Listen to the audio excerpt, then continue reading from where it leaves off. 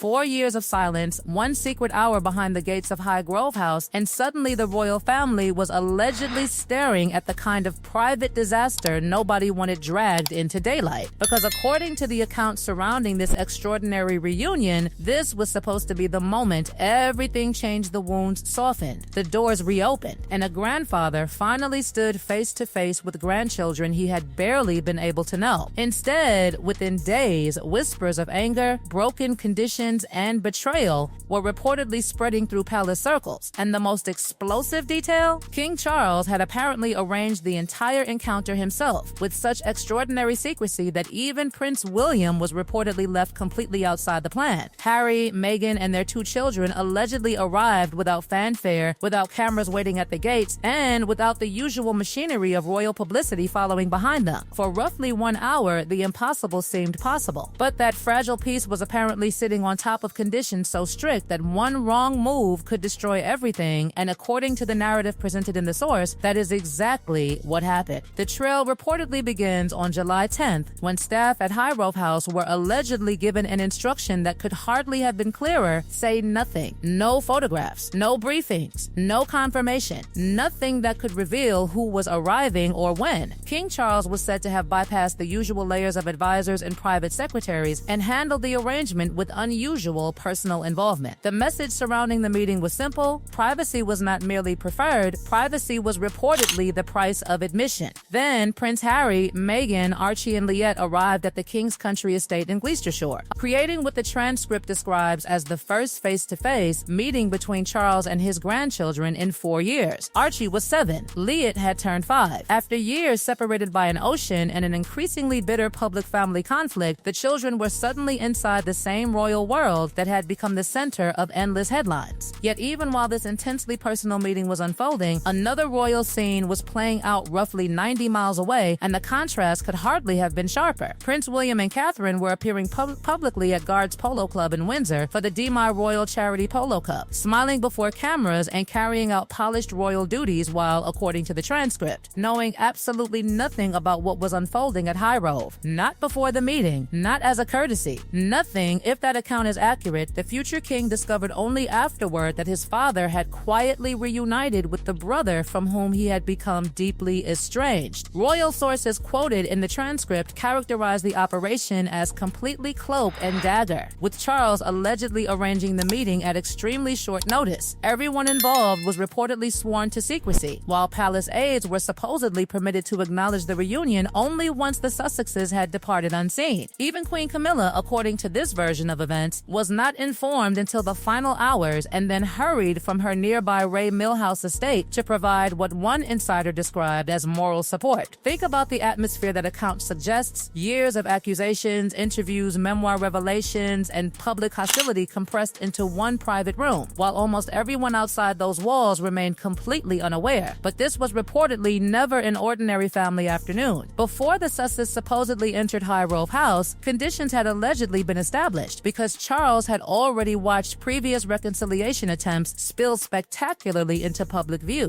Interviews had exposed private conversations. Memoirs had transformed arguments and family wounds into worldwide material. So the reported terms surrounding this meeting were uncompromising: no details, no photographs, and no confirmation from the Sussex side. Camilla was reportedly especially firm about social media. No posts referencing the trip, no photographs hinting at locations, nothing that could allow speculation to race ahead of the palace's carefully controlled account. And for several days, apparently, nothing happened. Then Meghan opened Instagram. The post itself reportedly looked almost harmless, a carousel described simply as summer holiday, but buried among those family photographs was an image carrying enormous symbolic weight. Harry and Archie were shown walking hand in hand through the grounds of Althorp House, ancestral home of the late Princess Diana and the location of her burial, while Liette followed carrying flowers. The photograph did not show Highgrove. It did not explicitly announce the secret reunion. It did not openly declare that any agreement had been broken. And that technical distinction is exactly where the controversy becomes fascinating. Because according to the transcript, the image nevertheless confirmed that the family had been in Britain, turning something the palace had allegedly fought desperately to contain into a public narrative presented through Meghan's own platform. And inside royal circles, the reaction was reportedly immediate. Charles was described as genuinely shocked. William was reportedly furious. Camilla, the person said to have pushed hardest for the social media restriction, was described as livid. Yet the alleged anger was not simply about one photograph. It was about what palace insiders believed that photograph represented: another boundary tested, another private understanding interpreted differently, another supposedly controlled royal moment suddenly existing in public. The agreement had apparently survived less than a week, and now the terrifying question hanging over Highgrove was no longer whether this reunion had happened. And that question became far more explosive because, according to the account presented in the transcript, the Instagram controversy was never really about one photograph. It was about history repeating itself. The palace had allegedly seen private understandings become public material before, and every new episode appeared to reopen wounds that had supposedly been contained. The pattern stretched back to Harry and Meghan sitting down with Oprah Winfrey, when deeply private royal conversations suddenly became internationally broadcast testimony. Then Harry's memoir arrived, carrying arguments, confrontations, and intimate family grievances into a best-selling book consumed around the world. Through each eruption, Charles reportedly resisted retaliation. Silence became the response. Patience became the strategy. The door supposedly remained open, but only if certain boundaries could finally survive. Yet, according to the transcript, those boundaries kept becoming harder to identify, and the incident immediately preceding Highgrove only intensified the suspicion. Meghan had reportedly shared a letter from Ukraine's Vice President, Julia Severenko, in which the Duchess was addressed as Your Royal Highness. Since 2020, the palace position described in the source was that the Sussexes would not use their HR titles as non-working members, making the decision to display that styling another source of outrage among those surrounding Charles. And this is where the story takes an extraordinary turn, because Charles was reportedly no longer responding to these controversies with simple anger. Those around the king supposedly saw someone deliberately swallowing frustration because maintaining a relationship with his younger son, and especially his grandchildren, mattered more than winning another public confrontation. But patience without consequences can create its own danger. Our royal experts cited in the narrative had allegedly warned that private agreements increasingly appeared to function more like suggestions than obligations, while palace silence could be interpreted not as strength but as permission to continue. After Highgrove, however, something reportedly changed. The king had apparently reached a limit, yet instead of slamming the door shut, Charles did something almost nobody expected. He opened it wider. Reports emerging in early August claimed that Prince Harry was offered a room inside Buckingham Palace for his expected September return to the United Kingdom for the annual Will Child Awards. Symbolically, that was enormous. Buckingham Palace was not merely somewhere to sleep. In the logic of royal life, it represented belonging, proximity, and institutional acceptance. British broadcaster Helena Shard reportedly characterized the invitation as a deliberate reconciliation gesture. Then came the detail that made everything even more dramatic. Harry accepted the offer in writing. For one brief moment, it appeared that the vicious cycle of rupture and repair might finally be moving towards something stable. Then the invitation was withdrawn, after Harry had already accepted. A Sussex spokesperson responded that it was disappointing that the offer had been withdrawn, but behind that restrained sentence sat an enormous unanswered question. What happened between the invitation and the reversal? According to the transcript, attention immediately turned toward the deepening disagreement between King Charles and Prince William over Harry and Meghan. This was supposedly no ordinary disagreement between relatives. Charles wanted reconciliation. William wanted accountability. And when William discovered that the Highgrove reunion had allegedly happened without his knowledge, the existing tension became impossible to ignore. The account describes his response as cold, controlled, and expressed through silence rather than public confrontation.